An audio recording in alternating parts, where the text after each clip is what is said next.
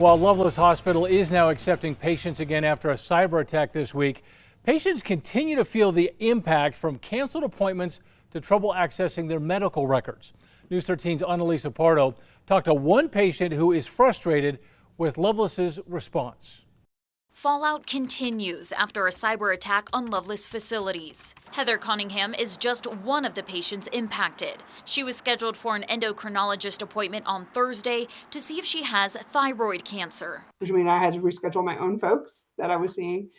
Took the time off, and then Wednesday, I would say late afternoon, early evening, somebody called from a number that you couldn't call back to say that that appointment for the endocrinologist was canceled because of the malware attack. It was the first appointment she could get when scheduling it back in July. I was frustrated just because, I've been waiting 6 months for it. Cunningham is now planning to go to a new provider to see an endocrinologist, but the fallout from the cyber attack lingers. I feel like I'm starting from scratch because I can't even get access to my medical records. And she doesn't know who has access to them. Originally, Lovelace said it would be weeks to months before they could get her medical records to her, but later told her on Friday they would be available Monday.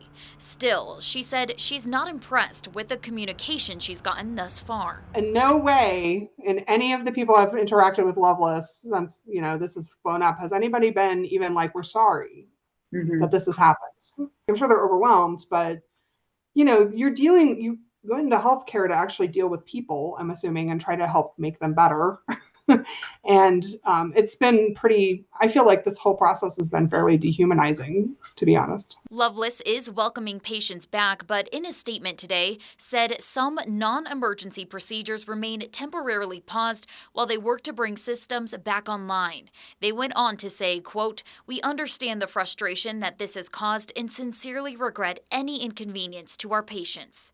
For Cunningham, the wait for answers continues. I'm not in a crisis mode, but somebody who would be in a more like their heart condition isn't being addressed, or like it could really lead to negative outpatient outcomes. Annalisa Pardo, KRQE, News 13.